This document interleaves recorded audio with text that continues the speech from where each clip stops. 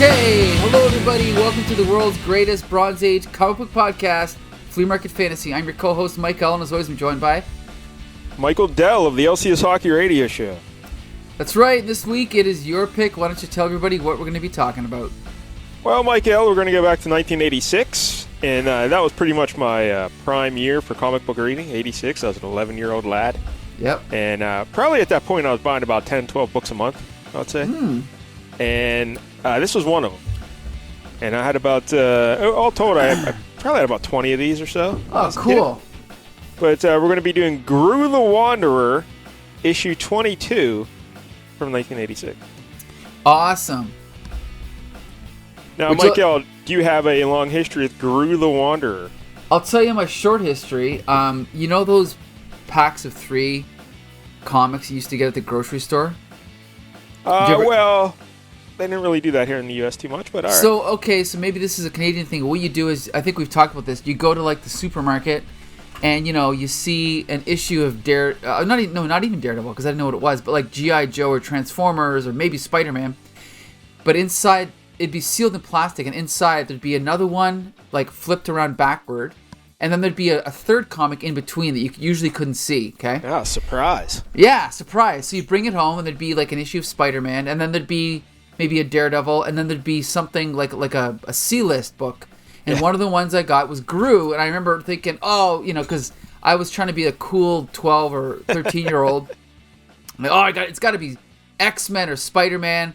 And so I avoided reading it for months, but then when I finally did, I loved it. I thought it was hilarious, you know? So. Yeah, Groo's pretty good. For those who are unfamiliar with Groo, it's a comedic take on the Conan the Barbarian kind of stuff. Sword and sorcery kind of things. Groo is a very dumb barbarian who just wanders around getting into fights. He's really tough. He murders everybody. But so when people hear that Groo is coming to their town, they all get very scared because they don't want Groo anywhere near them. He just brings trouble with them. You know what I'm saying? Yep. He shows up. All hell's gonna break. Kind of like our buddy Kevin Jank. When he shows up, people start freaking out. So, but Groo's very funny, and he's created by a fella named Sergio Aragonyas. Is that how it's pronounced? Yeah, I watched like 3 videos today and each video is a slightly different pronunciation. So, Aragonés, Aragonyas. I'm gonna go with Aragonyas. Okay, that's what I'm gonna go with. And he created Groo in the late 1970s. But he wouldn't sign over any of the creator rights to the character. He's a smart fella like that. Because I guess, he was working at DC at the time, I think. I'll get into that later. But so Groo's first appearance was in Destroyer Duck, issue 1, 1982. Why don't you explain to the kids? We've talked about this before on the show. Sure. But explain what Destroyer Duck was. Well, first, can I say I used to own this, sold it, and then I found out today it was the first appearance of Groo. But anyway, I'm an idiot. But Destroyer Duck was created because Steve Gerber had an ongoing lawsuit against Marvel to fight for ownership of Howard the Duck. And at the time, Jack Kirby had an ongoing lawsuit with Marvel to return his original artwork. So they teamed up and they created sort of a parody of Howard the Duck called Destroyer Duck. And I read it once, don't remember it, but I believe he was kind of like a Rambo-esque character, right? Yeah. And I don't remember what happened in the story, but I remember there was parodies of John Byrne in there, parodies of other Marvel creators and stuff, right? Maybe Jim Shooter. I don't remember exactly what happened, yeah. And it was just to raise money for their legal defense fund or whatever. Right. So yeah. All right, so that was his first appearance, and then he did one issue. Well, no, wait a minute. I'm jumping ahead. He was published by Pacific Comics. Do you remember Pacific Comics? Oh yeah, because they published Jack Kirby's Captain Victory. Yeah, I don't even know what that means. Okay. I don't think I've ever seen Captain Victory. But so Groo lasted for 8 issues on Pacific Comics, and then they ran into some financial issues. This was also in 1982. So, but oddly enough, or interestingly, in those Pacific Comics, Groo was not depicted as a bumbling idiot. Really? He is kind of smart. Wow, okay. So, yeah. Then he did one special issue with Eclipse Comics. So I guess it was originally made for Pacific, but when they tanked, they gave it to Eclipse. Okay. Do you remember Eclipse Oh, yes, because they published the American edition of Miracle Man. Oh, yeah. They did. So he eventually then, Aragonyas eventually signed with Epic, and that was the Marvel branch of like creator-owned comics, right? Right. Yeah. What were some of the other titles there on Epic? Can you remember? Like Dreadstar? Was Dreadstar? Jim Starlin, right? Yes. Oh, geez.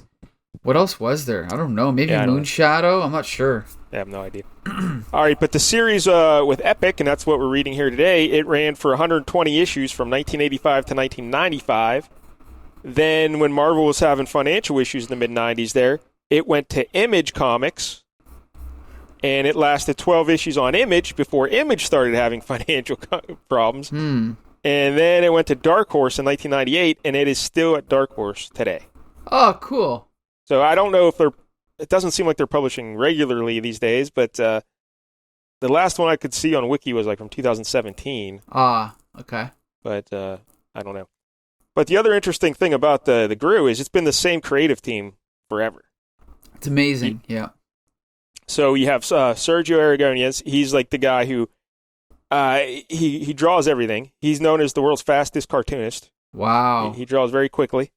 And at least he downplays that when people say that. He's like, it's just because someone saw me one time drawing real fast at a public event where I was just drawing something I draw all the time, and they said, "Oh, he's the fastest cartoon." But he's not. He doesn't claim to be the world's fastest, right? Okay. But he draws a lot. Okay. He comes up with the ideas. He created Groo. He writes. It's kind of like the Marvel way of doing things, the old school way. He plots the issues. He comes up with everything. He draws everything, and then he sends it to a fella, Mark Evanier. Evanier. No, it's Evaneer. What?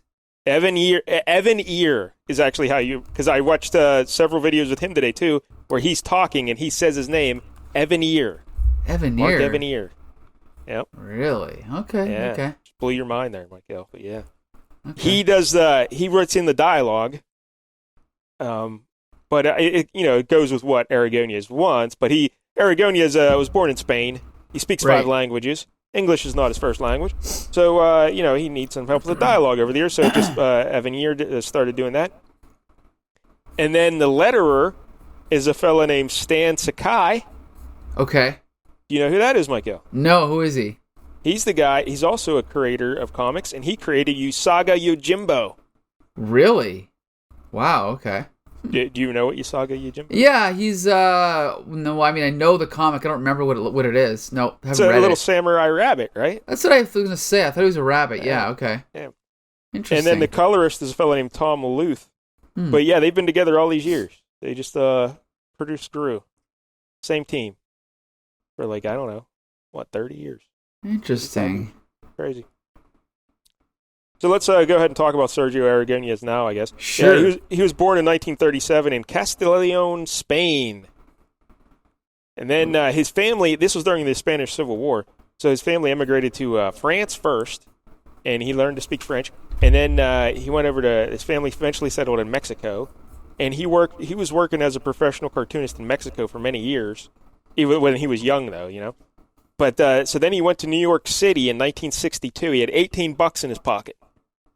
And he's like, wow. I'm going to go to New York City to become a famous cartoonist. So after some, he kind of, I didn't get all the details on how he survived, but he said he was doing anything he could to make money in New York. And then eventually some of his pals said, hey, you should go to Mad Magazine. They would probably love your stuff. And so he showed up at Mad Magazine. They liked his stuff, and he never left. Nice. He started working for him in 1963, and he's still working to him up until 2020. Very cool. He's an older fellow these days, like in the late 80s or whatever. But and they told him, he said someone made the mistake of telling him, hey, our casa is su casa, trying to talk to him, in his Spanish. Okay. And he took that literally, and he said he just lived there. He says he was there. Okay. He would let him sleep in the offices and everything. So, yeah, he just was at Mad forever. And that Mark Evanier, he estimated back a few years ago that Aragonyas probably is drawn over 12,000 comics for Marvel. Wow. Or amazing. Or whatever. And it was his idea to come up with the marginals in Mad Magazine. You know, the marginals? Yes, of course. Yes. Awesome. Because I guess before him, they had little jokes and stuff in the margins. But he said, since English wasn't his first language, a lot of them were like references to popular movies and stuff. And he would always ask people, hey, what's that joke mean? And they had to explain it to him. And he said, all right. He says, hey, why don't we just draw little cartoons with no words so people can see the joke, visually without having to understand this thing. And they said, yeah, that's great. All right, you can give it a shot. But, I mean, you got to come up with these drawings every week or whatever, every month. That's going to be, really hard. Right. He never missed an issue. He just That's did amazing. All those years.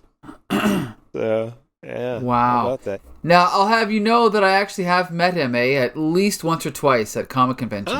He seems like a very beloved in the comic community, and he seems like a swell guy. These interviews with him. I didn't talk to him much, but when I saw him, it was at a small convention at Michigan University or University of Michigan, whatever, and he had a crowd of like kids around him, like just idolizing him. So I didn't really get a chance to talk to him, but he was super friendly and super talkative and super helpful to everybody. So it was great, Yeah. He said when he was little, the reason we got into drawing was because his family moved around. He always had an accent and he couldn't speak the language that great. So he said he didn't have a lot of friends, and he would just go home and just spend his whole day drawing. Huh. And there's a story that one day his parents left him with a box of crayons in a room, and when they came back, he had drawn all over the walls, just filled them with drawings. So yeah, ever since a little kid, he's been drawing, and he's self-taught, never went to school or anything, and he has a very distinctive style. I'm sure. Yes. Even if you don't recognize the name or you've never seen Groo, if you'd see the art, if you have any passing knowledge of Mad Magazine, you'd be like, oh yeah, that's absolutely. I know that. Yep. In 1967, he started working at DC. He helped create the Western series Bat Lash. Really? I'm sure you're a fan of Bat Lash. Never read it, but now it's on the list. And he did the humor series Plop. That was a humor series, right? Or was that a I think series? so, yeah. I remember that, yeah. Also drew other books, including The Adventures of Jerry Lewis. Really? Wow. Angel and the Ape. Oh, yeah, I remember Angel and the Ape. Inferior 5. Oh, one of the best. Really? Oh, yeah. What's Inferior 5?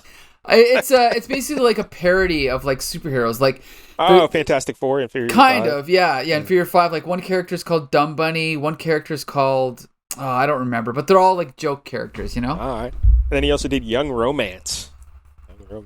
Cool.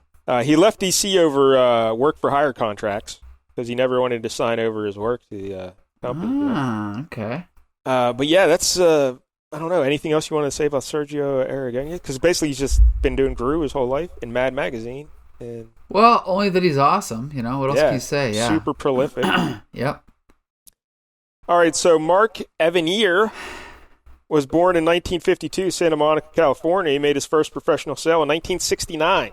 And that same year, he was hired as a production assistant for Jack Kirby. Really? So a 17-year-old kid working with Jack Kirby. From 72 to 76, he wrote scripts for Gold Key Comics. In 1974, he wrote for the TV shows The Nancy Walker Show, The McLean Stevenson Show, and Welcome Back, Kotter. I think I knew that. In 1977, he started writing for and eventually ran the Hanna-Barbera comic book division. Wow. He wrote a bunch of animated shows and specials. He was most famous for writing all 7 seasons of Garfield and Friends. What? Yeah, and he was also the voice director for Garfield and Friends. And Evanier takes credit for convincing Jack Kirby to stop using Vince Colletta as an inker. Interesting. How about that, Michael? Because you hate the Vince Colletta, right? No, I don't hate him. Sometimes I hate him, but overall he's okay. And in 2008, he wrote the book Kirby, King of Comics. Wow, nice. And we encountered him just last week, right? He was an editor at DC with Blue Beetle, wasn't he? Vince Colletta? No, Mark Evanier. Oh, yeah, was he? I don't know. He was writing that little Stan Soapbox column in the back of Blue Beetle. And I said, keep his name in mind because we're going to... look at that. A little foreshadowing. I like it. So I guess he was an editor over there or whatever. But so how about that? Quite the career for him. TV and animation and buddies with Jack Kirby. Did you ever read Kirby, King of Comics? I don't think so, no. But I've read many other Kirby things, so. Yeah, I guess it's a book he wrote about Kirby's life, and it's also illustrated using Kirby art. Ah, so cool. The book is Kirby art. All right, so there you go, Mark Evanier. Anything else about him you'd like to mention? No, I don't think so.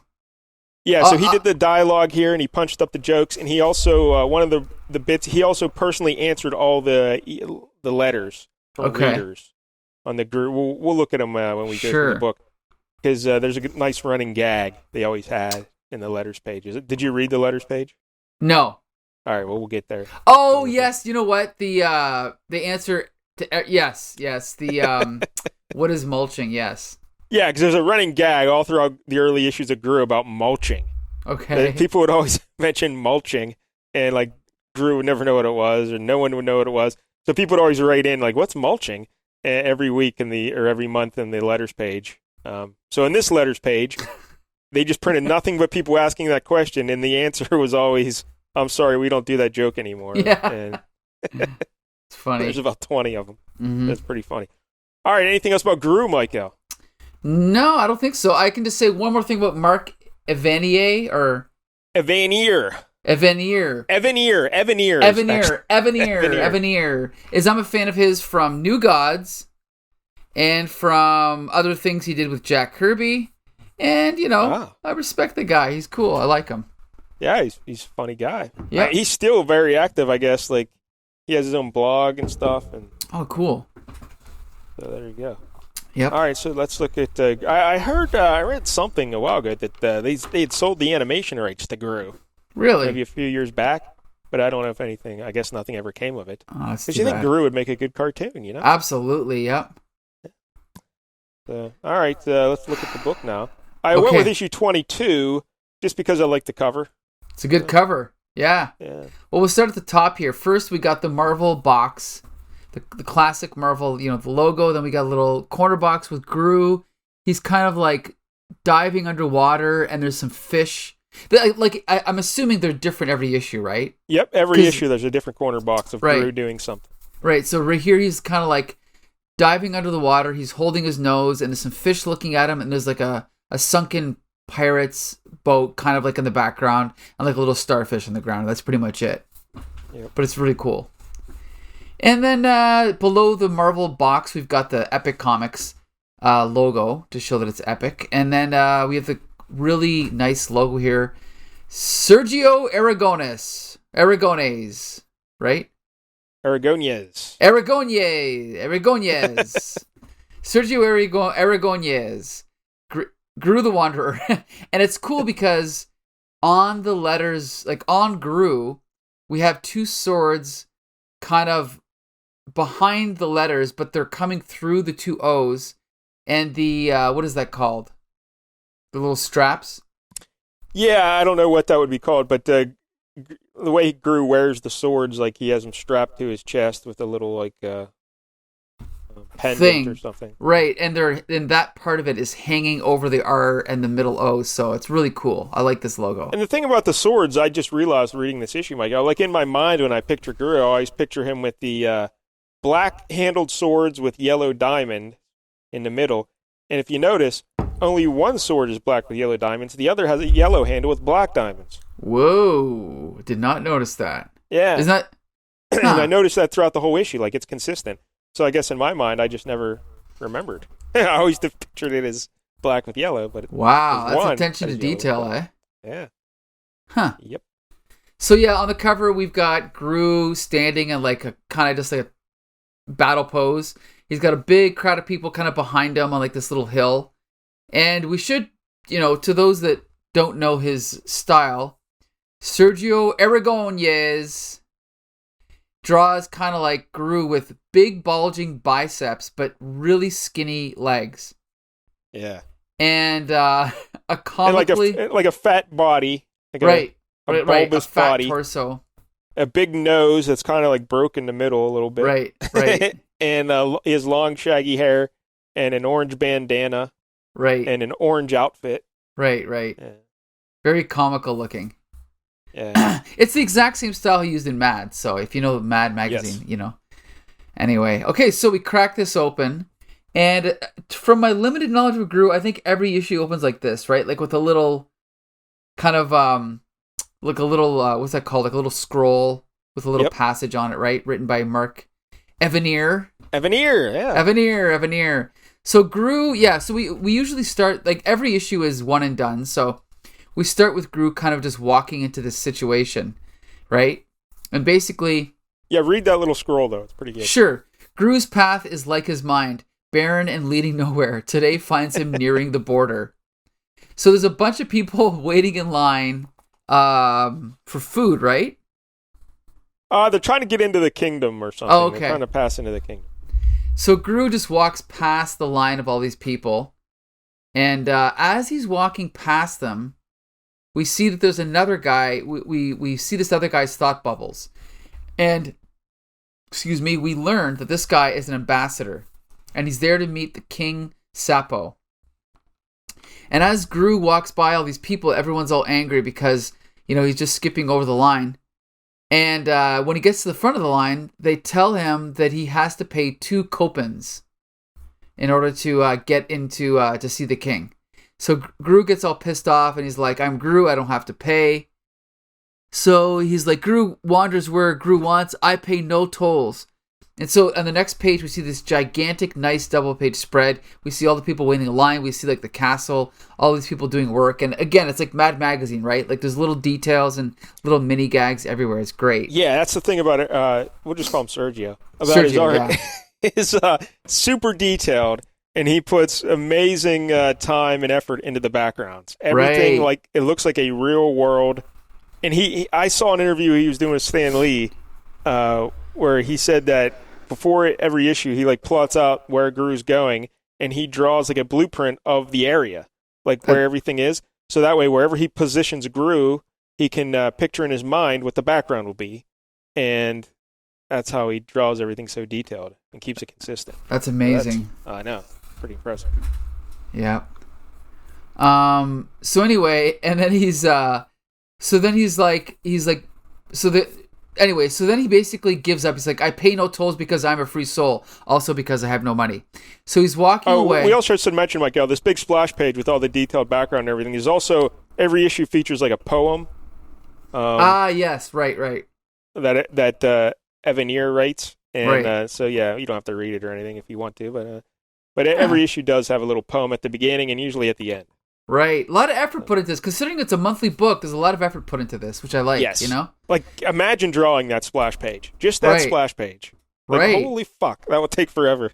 Well, it just makes me think that, again, I don't want to pick on anyone, but I've spoken to current creators who say they spend 4 hours writing one script for Marvel or DC, and this shows that these guys, this is like their life, right? Like, they're putting all of their heart, blood, sweat, and tears into this, which I really appreciate. So, So anyway, pardon me. So anyway, so we cut back and we see that we see that Groo has beaten up someone, and that guy goes to talk to, like, one of the guys inside, right? Yeah, so one of the head of security or whatever. Right. So the guy's like, his name, my lord, is Groo. And the head of security is like, "Groo, I have heard of this Groo, and what I've heard is not good." And like you said, everywhere Groo goes, people are afraid of him, right? Yep. So then, but this is a big burly guy, right? He's a big muscle-bound, hairy dude, so he's ready to fight Groo. Right. So then they're like, "Well, this Groo is asking for trouble." So they go back outside, and they're like, "Wait, sir, he is gone." So they go back. Oh yeah, because the head of security went out to go confront him, but the guy's gone. Groo is gone, right? Yes. But then what happens is the ambassador that we met earlier in his thought bubbles is like, "As an ambassador to your King Sapo, I do not have to pay your toll. My name is Groo, but it's spelled Gru, right?" Yes. So now this becomes the, Three's Company gag for the whole issue.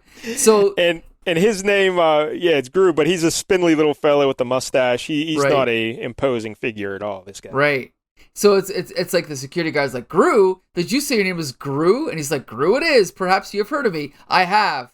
So next page, they beat the shit out of this guy. And we get one of those classic cartoon panels where it's just all smoke and like stars flying and, sound effects, whack, wham. And then we just see the guy's face and his tongue sticking out as he's getting his ass kicked, right?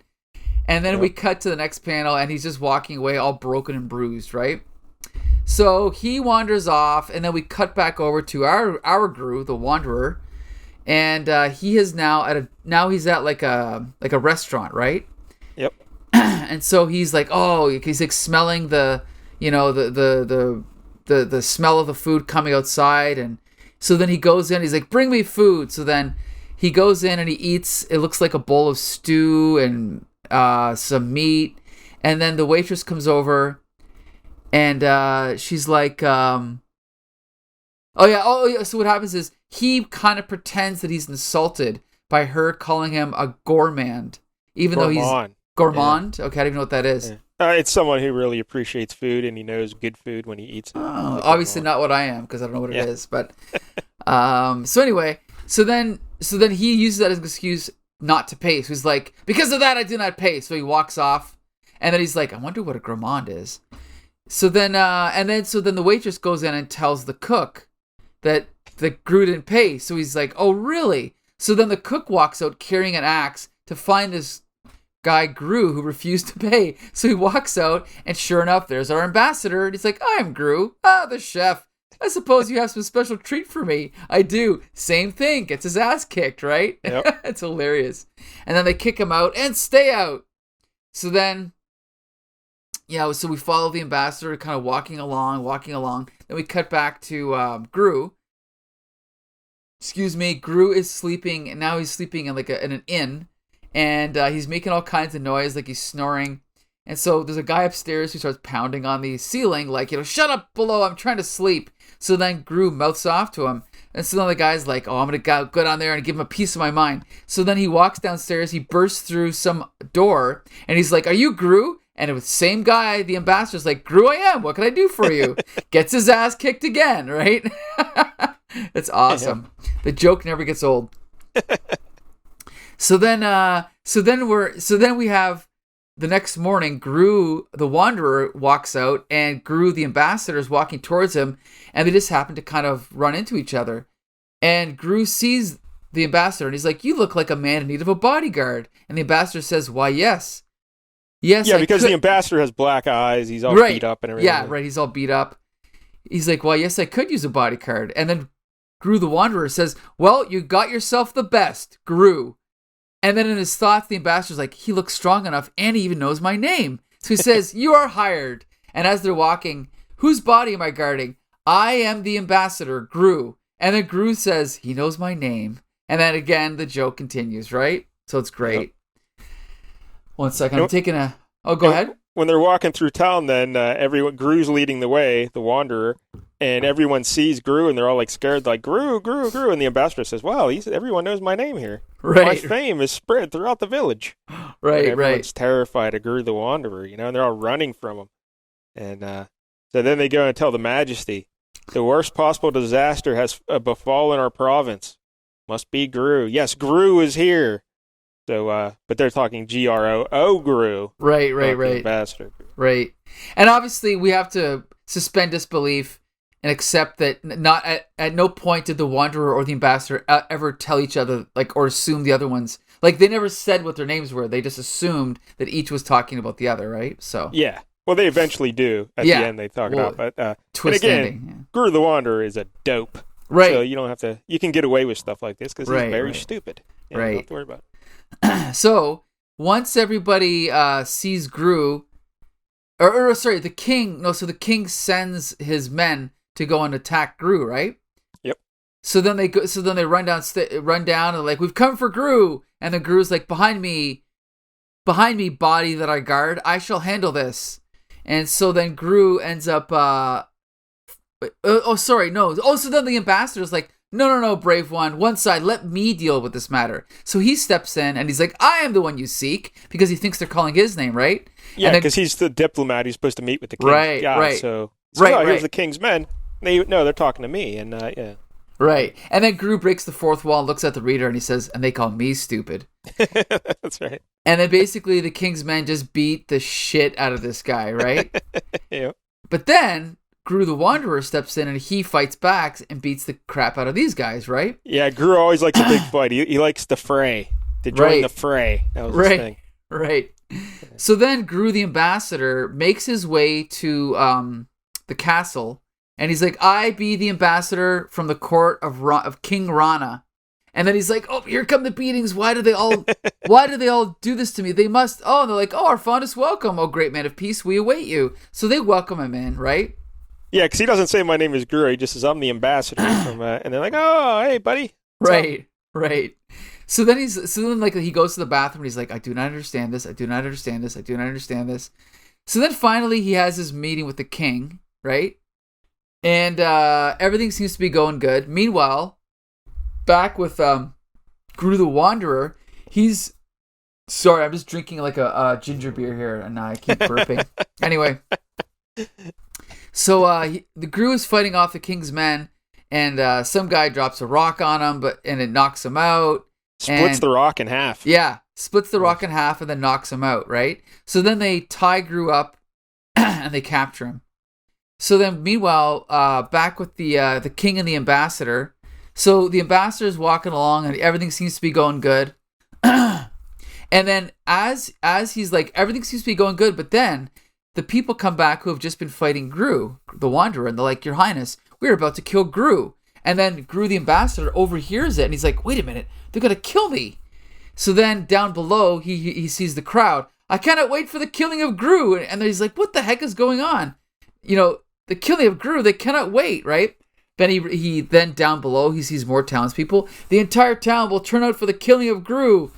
And he's like, oh no, I don't have a chance. He's like, this must be the first act of war against King Rana and his people, slaying their ambassador. So then he takes a messenger pigeon and he attaches a note to its leg and writes a note, send troops, treaty is off, my life is threatened, Ambassador Groo. So then he sends the bird off and he's trying to hide from everyone because he thinks they're trying to kill him.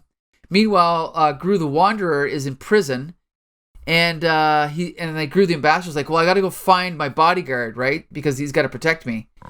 So then he goes down into the dungeon where all these dead, all these skeletons are. And he rescues Groo and lets him out of his prison cell. Groo comes out. I also like when Groo's in prison, he's trying to figure out where he is. And there's two mice talking. Right. It's kind of like Mystery Science Theater 3000. They're watching Groo and they're commenting on him. And just saying how stupid he is. Right. And then he bonks his head on purpose. Yeah. And it kind of it kind of rattles his mind. So for the rest of the issue, he's actually stupider than usual, right? You could say. So anyway, he gets out of prison because of the ambassador, grabs his swords, and then starts fighting all the king's men, right? So then the ambassador's like, do not slay the bodyguard. Groo does not believe in mindless vengeance. And the Wanderer says, yes, I do. So then Groo fights all the king's men, right? Beats the shit out of them. And then the ambassador's like, let us go. Groo detests physical violence. And Groo's like, I do? So now the king is pissed. So he basically rounds up all of his men to go and find Groo. Yeah, when you say the king, this is the other king who got the messenger pigeon. Right. Sorry, yeah, this is the other king, yes. Yeah. He says, they're killing my ambassador. All right, men, amass the armies. We're invading, So. Right. So then we cut back to the ambassador and the Wanderer, and now they're walking along. And no one recognizes them because they have, red, capes around themselves. And so then basically the king's men report back to the other king, and they're all beat up. And they're like, sire, Groo's escaped. And the king's like, before we could kill him? Alas, yes. And he's like, well, we must find him. Peace with King Rana is at hand, but the presence of Groo could cause disaster. Find him and slay him in that order. So now they finally figure out what's going on because they're walking along and the Wanderer says, I will get revenge on them, or my name is not Groo. And the ambassador says, well, how could your name be Groo? My name is Groo. But I am Groo. No, I am Groo. So basically they figure out what's been going on this whole time. Actually, only the ambassador does. Yes. Groo the Wanderer still has no idea what's going on, right? Yeah, because he asked him, how do you spell Groo? And Groo's like, spell? Yeah, exactly. So then the ambassador figures out what's going on. He's like, there may be time to stop it. As a man of peace, I will stop the war, as sure as my name is Groo. And then the Wanderer's like, he's Groo? So then we'll call them the good army comes along and they see the Wanderer and they say, we seek Groo. And then Groo says, Groo went that way. But if Groo went that way and I am here, then I cannot be Groo. And if I am not Groo, then who am I? Because remember, he bonked his head, so he's even more confused than usual, right? So, I don't even think the head bonking even matters. I think he's just stupid, yeah. Okay. I thought it was the head bonk. So then he's kind of walking the opposite way that the good army is going. And they eventually come across Groo, the ambassador. And they say, we seek Groo. And then the ambassador says, yes, I am Groo. Listen to me. So then we cut to this full page spread of both armies attacking each other, and the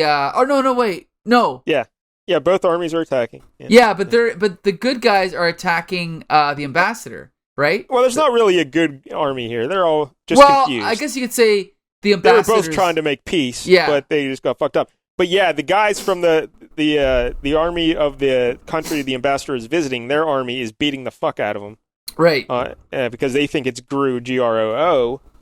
And then over the hill, we see the ambassador's country coming over the hill, fighting the castle. So yeah, there's all the shit's hitting the fan in the background here. Right. And then in the foreground, we see Groo kind of walking away, and he's like, I did not get paid, and I have no idea what is going on. I must be Groo. And it just says the end. There's some little armadillos there and stuff. Yep. And the moral of the story, because there's another scroll. Yeah, there's just one poem, and then it ends with a moral. The poem opens it, and a moral ends the issue. And the moral is, people are all unique, but some are more unique than others. Right. And that's Groo. Awesome. And then the letters page is Groo grams. And like we said, it's just the old, what is mulching? Right. And then the response is always, I'm sorry, Scott, we don't do that joke anymore. And there's about 20 of them. And it's pretty awesome. And we should quickly point out one of the letters is from Archie Goodwin, who's the editor. Oh, I didn't even notice. Yeah, and then another one is by Gregory Wright, who I don't remember what he's done, but he's a comic creator too. So I don't know if that was he was just a letter hack, or if he was already working in the industry and it was just kind of a joke, you know? Yeah, how about that? So there it is, Groo the Wanderer. I got to tell you, Michael, I was a little nervous going back to read this because, like when I was a kid, I thought it was awesome. And it still holds up. Oh, I love it, yeah. And it mainly holds up just because of the art. You know, the art is every panel of the art is just delightful. Right. You know? Here's something else I wanted to say about Sergio Aragonyas. When he was like a teenager and stuff, he took mime classes. Really? Because his friends wanted to be actors and he wasn't doing anything. He was just waiting around for his friends to get done with their acting class. He said, hey, why don't you just join in the acting class? He said, all right, I guess. But he said he did that because he learned pantomime because he wanted to learn. He figured it could help with his art because if you understand balance and how the body works, you can figure out how to draw your characters and stuff. But I think it's also, you can see how he tells stories because he also says he doesn't consider himself an artist. He considers himself a storyteller who draws. He's more a writer than he is an artist. Wow. Because, you know, he doesn't like paint or he just says he tells stories, but the only way he can tell the stories is with his pencil, you know? You can kind of get a sense for his knowledge of pantomime and how he tells these visual jokes without any words and stuff, you know? Absolutely, yeah. Yeah, I thought that was pretty interesting. For sure. There you go, sir. But yeah, every panel, it's so detailed. The backgrounds are just amazing. Because how many times, Michael, we read comics where the background is just a solid color, you know? Right. Well, and the thing is, you know, I've gone into this debate with people before about how I don't really like photorealistic art. And this is an example of, you know, he's a cartoonist. And this is why I read comics. I want to see cartoony comic book art, right? Yeah. I like this. So, yeah, there's something to look at in every panel. There's so much detail. There's so much, you know, little in-jokes here and there. And just attention to body language and stuff like that. Like you said, like the mime training comes in handy. And all the background characters, they all look very unique and distinctive. Even though there's the same style of art, they all like individual people in the background. You know what I mean? Yeah, it's pretty amazing. Yeah. Pretty amazing. Yeah, if this was, I'll tell you right now, if this was still being published, like I know you said it's still kind of around, but I would absolutely buy it for sure. Yeah, and even the writing here, it's there's a lot of good jokes. Yeah, the clever. jokes still hold up. There's one when the armies are assembling. Two guys in the army are like, I don't know if we should fight Groo because my brother went to fight against Groo and Groo murdered him. And then the other guy says, yeah, well, my brother went to go fight with Groo and Groo murdered him. Right. Yeah, like I'm going to assume that's Mark Evaneer throwing those jokes in, right? So yeah, he's definitely bringing something to the table for sure. Yeah, this is pretty great. Yeah, I would definitely read more Groo. Yeah, me too. Go back me and too. read more. I don't know. Anything else to mention here, Michael? No. I guess the only thing I can say is that, and this is a good thing, but I've probably read Groo #1, and the Marvel Groo #1, Epic #1, and it's good from the beginning, right? So the quality never really drops, right? It's always good. Yeah, because it's the same people doing it, Right, right. Don't have to worry about it. And what else was I going to say about this? I don't know. I forget already. Okay. I'm very old. There's something else I was going to mention, but I don't know. Yeah, Groo is great. Everyone should read Groo. I don't know, Miguel. I can't. I guess a 9 out of 10. Oh, 9 out of 10. That's what I'm going to give it to. 100%. Yeah, it's pretty great. Because it can't be any it's competing against comedy comics, and it's doing what it's supposed to do. It can't really be better. I mean, I'll give it a 9 in case there is something better, but it's definitely as good as it can be, I think. Yeah, like obviously it's just a one-note joke here about the confusion of the the Groo and the Groo. Right. You could pick some of that apart, but it's just great with what it is, and the art is spectacular. So there you go, 9 out of 10 for Groo, issue 22. Me too. Wow, is that the first time? One of the first times we've given the same rating. At least this high one like this. Right. Yeah, I think we also gave something a 2 once. But anyway. 9 out of 10 for Groo the Wanderer. All right, Michael. So next week, Lord, we're back to you. Now we've done Juice for Gold. We've done Blue Beetle. Woo. For the love of God, no more of that crap. Well, Let's I'm get going to throw good. you a bone because I know you like Marvel Comics, right? I do like Marvel Comics. Yeah. And here's the thing, as you know, I've got more comic books than a motherfucker, as they like to say, right? How many comics does a motherfucker have? A lot. But here's the thing, okay? There was a point in my life where I had a lot of comics, and then I read one comic that made me buy a lot more comics, okay? And we're going to find out why next week when we review Fantastic Four number 312. Okay? This is the fourth time we've done Fantastic Four, I think. That's okay. This is the new Fantastic Four featuring The Thing, the Human Torch, Ms. Marvel, and Crystal. You know what I'm talking about? Remember when the Thing got mutated again? Yeah. He got spiky? Yeah, like a pineapple. They call it the pineapple thing. Who was the creator? This is pre-John Byrne, after John? This is after John Byrne. This is Steve Englehart and Keith Pollard. Yeah. Keith Pollard. Yep. Keith Pollard did early issues of X Factor, I believe. I don't think so. No. Pretty sure. I think. Really? I don't think so. I know he did Fantastic Four. He did Spider-Man for a while. He did. This is the part of the show where we Google things. Yeah, but I can. Yeah, Keith Pollard. I like Keith Pollard because he's a classic kind of Marvel artist. He at one point apparently was drawing Spider-Man, Fantastic Four, and I think something else at the exact same time. Thor, all at the same time. Well, he's if it from wasn't Detroit. Pollard, who did those early issues of X Factor? I think it was Bob Layton. Yeah, he did one or two, but there was someone else though. Jackson Geis or yeah, Geis. Jackson Geis. But I thought Pollard. I don't think so. Yeah, I'm looking right. Oh, wait a minute! X Factor number 4. You're right. He did one issue. Look at that, Mike Dell's memory. Yeah, I didn't think he did all of them, but I knew he did one. Okay. Because when Simonson didn't come in until number 10, I think. Yeah, around 10. So those early issues were a hodgepodge a bit. Yes, definitely. Because what was the first appearance of Apocalypse? Was that issue 4 or issue 5? It was it was an early one. I'm not sure, 4 or 5 or something. Yeah. All right. But anyway, next week, Fantastic Four issue 312. That's right, 312, and I'll explain why I picked that one next week.